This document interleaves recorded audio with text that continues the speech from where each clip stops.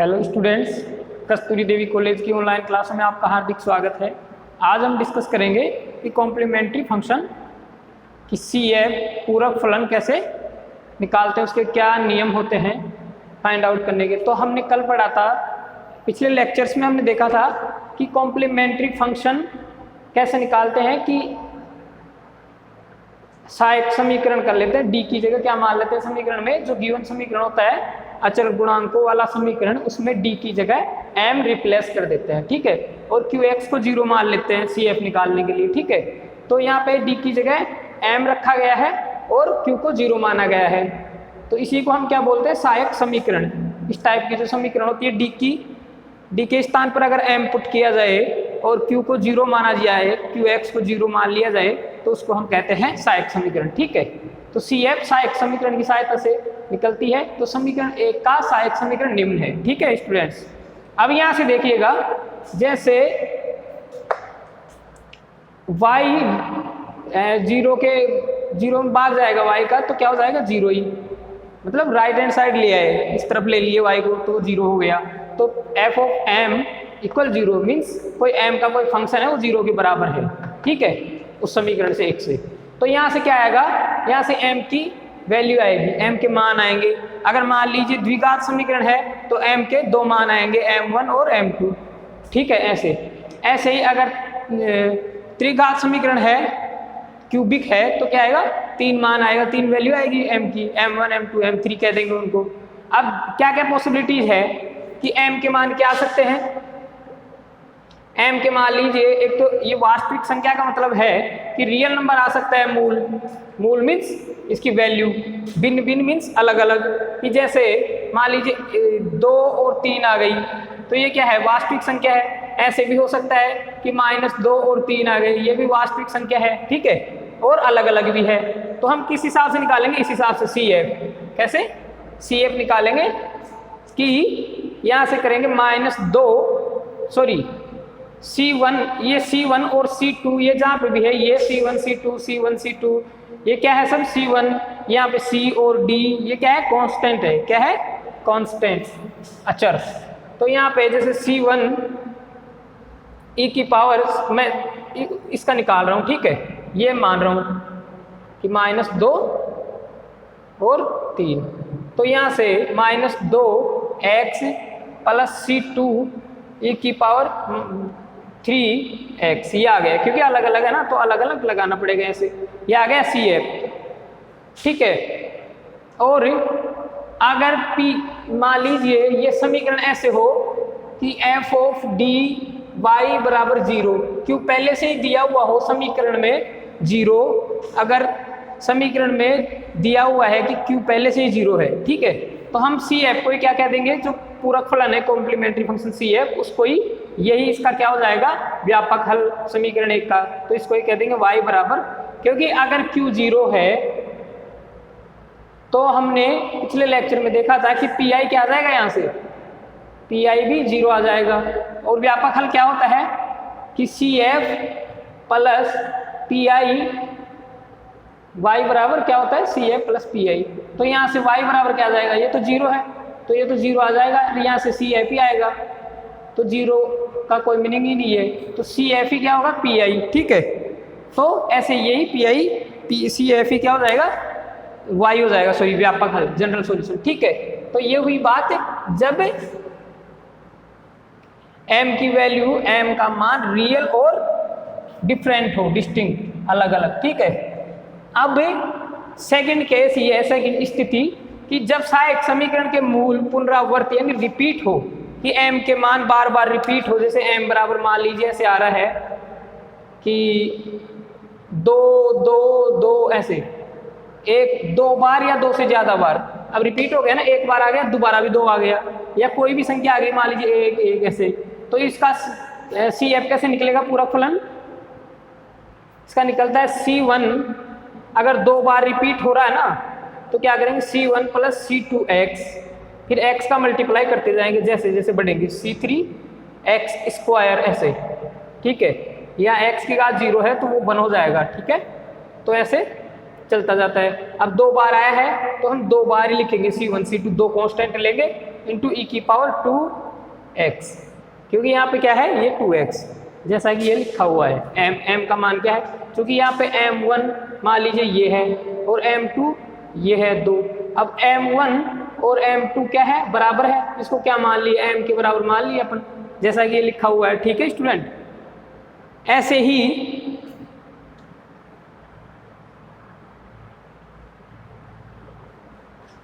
ही case third है कि जब सहायक समीकरण के मूल सम्मिश्र हो कि कॉम्प्लेक्स नंबर हो, इस टाइप के हो कि m बराबर 2 + 2 ± आयोटा 3 या एक ही बात है 2 ±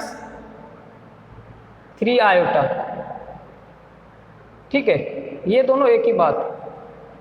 ठीक है स्टूडेंट, तो अगर इस टाइप के हो तो हम क्या करेंगे, C1 और cos बीटा, जैसे या इसको और सिंप्लीफाई कर देता हूँ, अल्फा ± बीटा आयोटा ऐसे हो, या अल्फा ± आयोटा बीटा, इस टाइप का हो तो यहाँ पे बीटा क्या है, आयोटा का गुणांक, जो आयोटा से आयोटा के साथ क्या हो रहा है, गुणा हो रहा है, उसको हम बीटा बोल रहे हैं। ठीक है, तो यहाँ पे अगर m का मान क्या हो, सम्मिश्र, सहायक समीकरण के मूल क्या हो, सम्मिश्र हो, तो CF कैसे आएगा, C1 और C2 ये क्या है, कांस्टेंट है, C1 into cos beta x, beta क्या है, आयोटा का गुणांक, plus C2 sign beta x into e की पावर में अल्फा x आ जाएगा। ठीक है, जहाँ पे m का मान क्या है, अल्फा ± आयोटा बीटा, जैसे यहाँ पे भी मैंने लिख दिया चूंकि। ठीक है, ऐसे ही इसका एक और ये नहीं हो तो कई बार बुक्स में क्या है, आंसर ऐसे भी आते हैं, ये दोनों मान बराबर है, जैसे e की power alpha x into c cos of beta x plus D, ये क्या है, कोस का कोण है, cos beta x plus D, जहाँ पे c और d क्या है, अचर गुणांक है, सॉरी अचर है। ठीक है, c और d क्या है, स्वेच्छ अचर, कोई अचर है। तो और ये तो हुआ केस थर्ड, कब कैसा हुआ कि कॉम्प्लेक्स नंबर जब रिपीट न हो, एक ही बार आए। अगर ऐसा नंबर 2 बार आ जाए कि अल्फा ± आयोटा बीटा एक और एक बार और आ जाए alpha ± iota beta,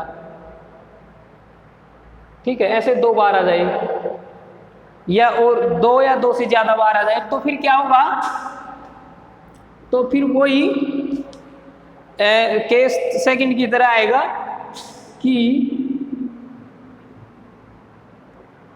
C1 + C2, मैं इसका निकाल रहा हूं, अगर m बराबर इस टाइप से हो, C2x into cos beta x plus C1 + C2x, sorry ये C1 C2 तो मान ही लिए ना, आगे तो यहाँ पे आएगा C3 और C4। ठीक है, x साइन बीटा x, ठीक है, इंटू e की पावर अल्फा x, ये क्या है, अल्फा x, तो ये क्या आ जाएगा, ये CF आ जाएगा। ठीक है, अगर सहायक समीकरण के मूल सम्मिश्र संख्या हो और पुनरावर्त हो, रिपीट हो, तो CF ही आएगा। ठीक है स्टूडेंट, अब हम एग्जाम्पल की सहायता से जब एग्जाम्पल करेंगे, क्वेश्चंस करेंगे, तो आपके प्रैक्टिस में और भी आ जाएगा और अच्छे से क्लियर भी हो जाएगा। ठीक है स्टूडेंट, तो एग्जाम्पल समझिए अच्छे से और ज़्यादा से ज़्यादा प्रैक्टिस करें क्वेश्चंस की, तो उससे ये क्लियर हो जाएंगे। ठीक है, और P ये हो गया CF का फंडा। जब PI निकालेंगे तो PI के भी कुछ नियम होते हैं, सिमिलरली इसी की तरह कि PI कैसे निकलता है वो तो मैं बता ही दिया था कि जैसे F of D into y बराबर QX, अगर QX 0 नहीं है, QX 0 है, 2 केस, अगर QX 0 है, पहला केस क्या है, इफ यदि QX 0 हो तो पी आई बराबर 0, ठीक है। सेकंड केस क्या होगा, यदि इफ मीन्स यदि क्यू एक्स 0 नहीं है,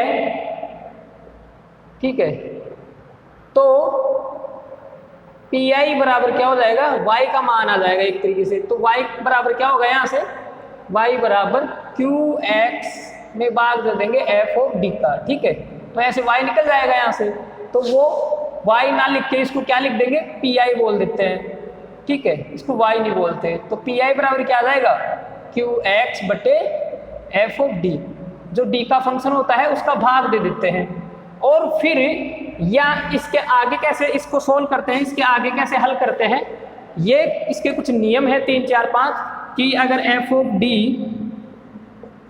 अगर इस टाइप का हो डी स्क्वायर प्लस ए स्क्वायर तो उसका अलग नियम है। और ऊपर क्यू एक्स अगर साइन ए एक्स साइन एक्स हो, ठीक है, तो एक की जगह क्या लग जाए, एक्स की जगह क्या लग जाएगा, एक्स बराबर ऐसे माइनस ए स्क्वायर, पता नहीं क्या, ऐसे ये इनके नियम होते हैं। तो इसके 4-5 नियम है पी आई के भी, सिंपल। तो जब पी आई डिस्कस करेंगे तब वो रूल डिस्कस करेंगे, ठीक है स्टूडेंट। अब हम एक सी एफ निकालने का, चूंकि फर्स्ट एक्सरसाइज में जो है क्यू एक्स को जो ऐसे क्वेश्चन दिए हुए हैं जिसमें क्यू एक्स 0 दिया हुआ है, तो वहाँ पे पी आई 0 हो जाएगा, पी आई निकालने का जरूरत ही नहीं पड़ेगा, व्यापक हल सी एफ ही हो जाएगा। सी एफ ही क्या होगा, व्यापक हल होगा वहाँ पे, ठीक है। जैसे पहला ही एग्जाम्पल है, ठीक है, जैसे पहला ही एग्जाम्पल है, अब हम करते हैं एग्जाम्पल। तो एग्जाम्पल फर्स्ट, ठीक है स्टूडेंट, एग्जाम्पल फर्स्ट क्या है, सोल्व कीजिए, हल कीजिए कि डी क्यूब वाई बटे d x cube minus 6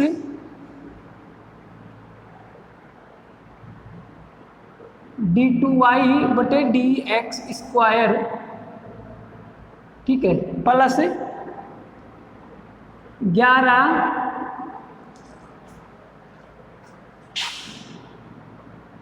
D y upon d x minus 6y बराबर 0, ठीक है। ये है question, d cube y upon d x cube minus 6 into d two y upon d x square plus 11 d y upon d x minus 6y, ये है y है, 4 में ये y है, ठीक है, बराबर 0। तो इसका व्यापक हल हमें निकालना है, ठीक है स्टूडेंट। तो व्यापक हल कैसे निकालेंगे, सबसे पहले जो सहायक समीकरण होता है तो इसका सहायक समीकरण निकालेंगे, इसको समीकरण 1 नाम दे देते हैं, ठीक है स्टूडेंट। अब इस समीकरण 1 का हम व्यापक हल निकालते हैं सबसे पहले। तो देखिएगा, समीकरण 1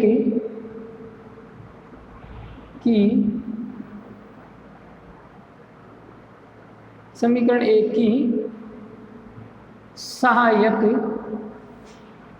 समीकरण, इसको बोलते हैं auxiliary equation, AUXI auxiliary equation, ठीक है स्टूडेंट।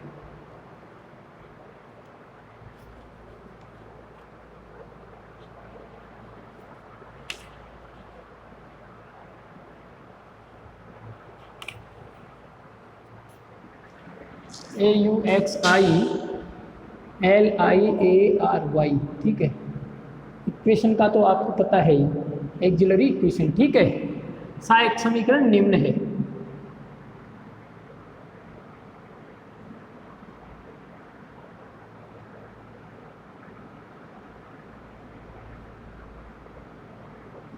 ठीक है। तो क्या करेंगे, सबसे पहले तो समीकरण 1 को हम डी की फॉर्म में चेंज करेंगे, सहायक समीकरण बाद में फाइंड आउट करेंगे। यहाँ पे हमने पढ़ा था कि डी अपॉन डी एक्स को क्या बोलते हैं, डी, ठीक है। ये क्या होता है, ये क्या होता है? अवकल संकारक। ठीक है, ये पिछले लेक्चर में डिस्कस किया गया था। ठीक है, अवकल संकारक है, इसको इंग्लिश में बोलते हैं डिफरेंशियल ऑपरेटर।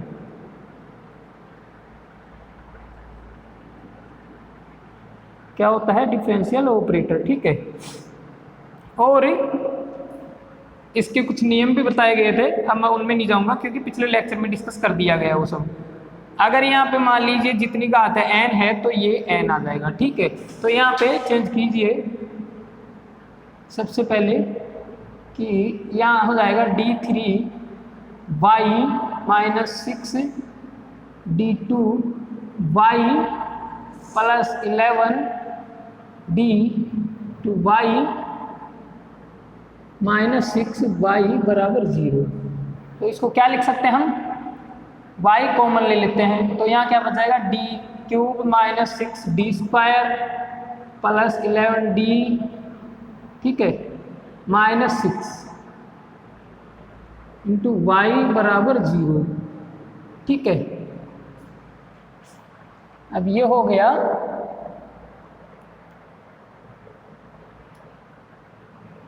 इसको बोल देते हैं समीकरण 2। तो यहाँ से ये समीकरण 1 और 2 सेम ही है, बस हमने क्या किया है कि यहाँ पे लिख दिया ना कि जहां d बराबर d/dx है। ठीक है, ये क्या है? d है ये। अब समीकरण 2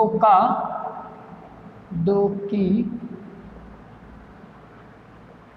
सहायक समीकरण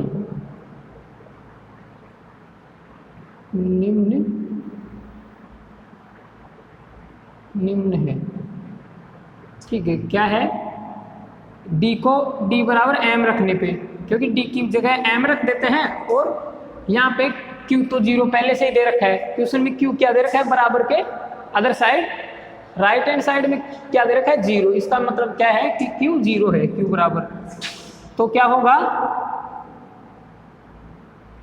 q को तो 0 करना ही नहीं, वो पहले से ही 0 है, तो m³ -6m², ठीक है, प्लस 11m -6 बराबर 0, क्योंकि y 0 की तरफ चला जाएगा। ठीक है स्टूडेंट, अब यहाँ से m का मान निकालिए, तो m का मान क्या आ जाएगा? यहाँ से देखिएगा अब m का मान क्या आएगा? m का फॉर्मूला आता है, तो यहाँ से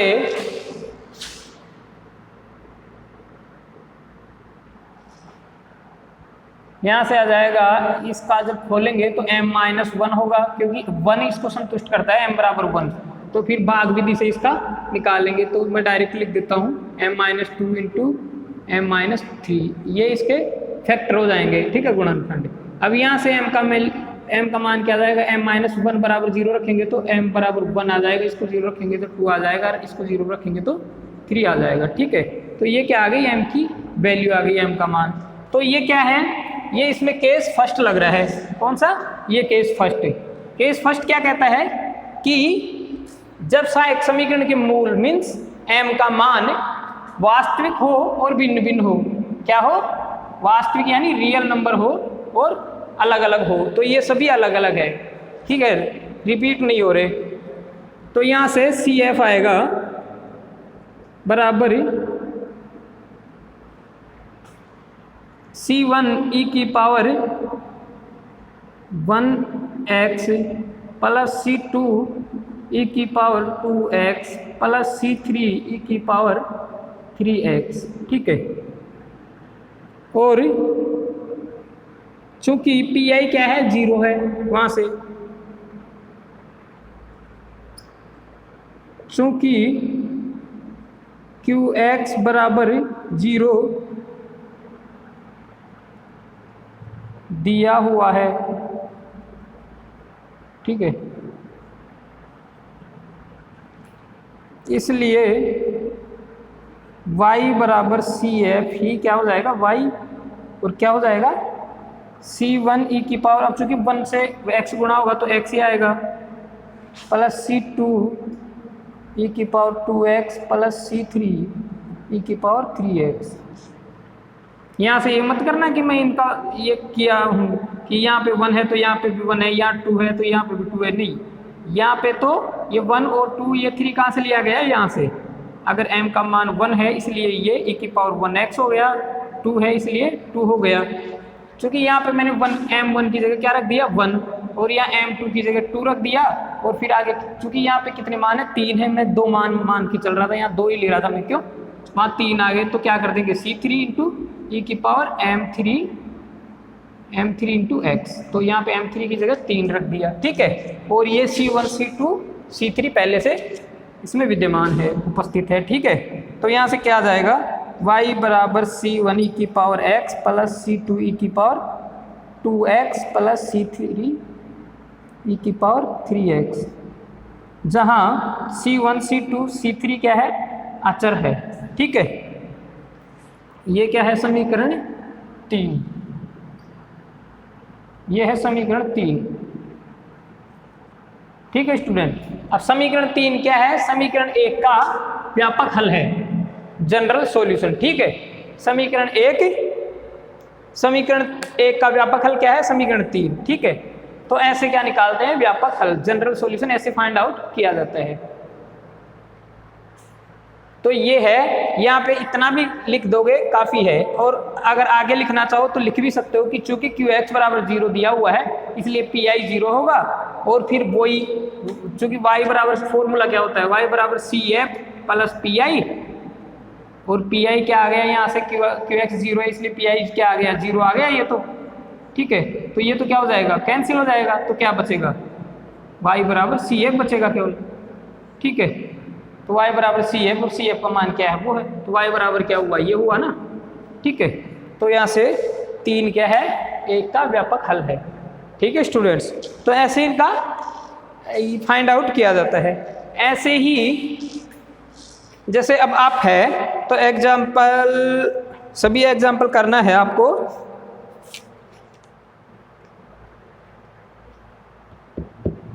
कल मैं क्वेश्चन डिस्कस करूंगा, तो आप एक चीज़ और देख लीजिएगा, जैसे क्वेश्चन एग्जाम्पल सेकंड है, तो एग्जाम्पल सेकंड में क्या किया हुआ है इसमें,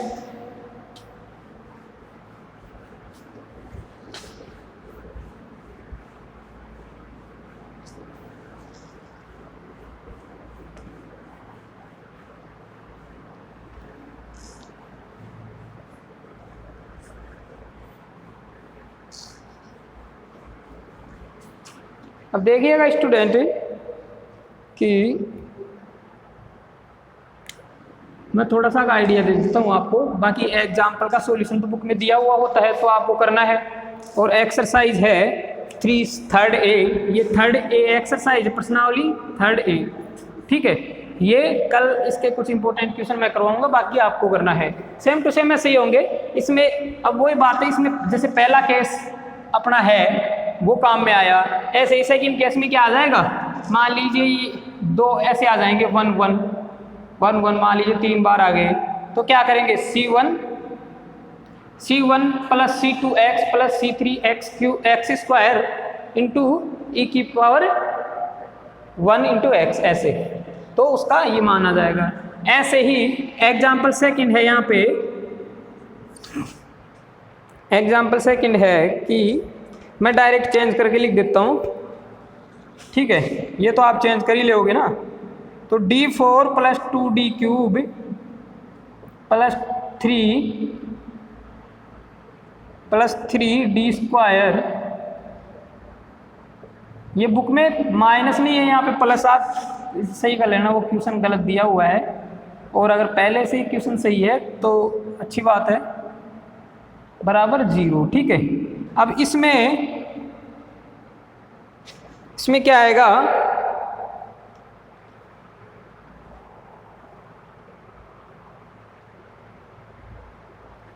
इसमें आएगा m का मान क्या आ जाएगा, यहाँ से ऑक्सिलरी इक्वेशन का -1 प्लस माइनस आयोटा √3/2, ठीक है। एक तो ये आ गया, और सेम टू सेम एक और आ जाएगा, तो -1 प्लस माइनस आयोटा √3/2। तो ये क्या आ गए, ये अगर m1 है तो ये भी m1 है, क्योंकि इन दोनों का मान बराबर है। क्या आ गया, दोनों का मान बराबर। ये सबसे पहली बात तो ये आयोटा में आ रहा है, इसका मतलब क्या है, इसमें आयोटा आ रहा है ना। ये जैसा कि आपने 12th क्लास में पढ़ा होगा या पहले आप सब जानते हो कि ये आयोटा आते हैं, इसको क्या बोलते हैं, ये सम्मिश्र संख्या होती है, कॉम्प्लेक्स नंबर। ठीक है, तो सबसे पहले तो ये कॉम्प्लेक्स नंबर है। फिर ये देखना है कि इसमें जो m का मान है वो रिपीट हो रहा है क्या, ठीक है, दोबारा आ रहा है क्या, पुनरावृत्ति हो रही है या नहीं हो रही। तो यहाँ पे क्या हो रही है, पुनरावृत्ति हो रही है, क्योंकि ये पहला मान और दूसरा क्या है, बराबर है। तो हम यहाँ पे क्या करेंगे, जब CF निकालेंगे तो करेंगे C1 प्लस C2x, ठीक है, क्योंकि यहाँ पे d क्या है, d/dx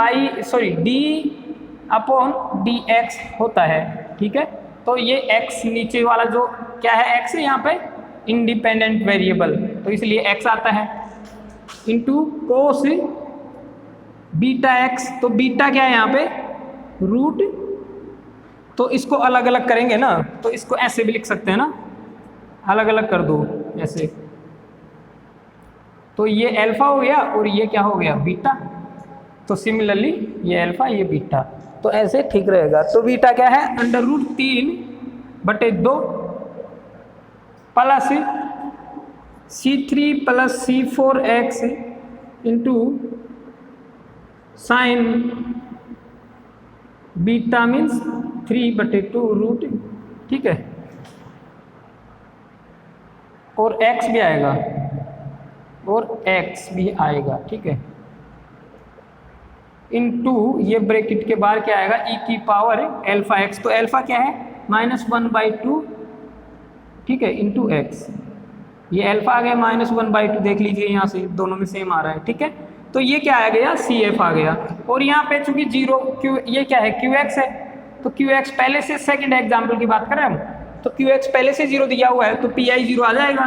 तो क्या आ जाएगा, CF ही वही y क्या आ जाएगा, CF के बराबर ही आ जाएगा। CF ही क्या होगा, y।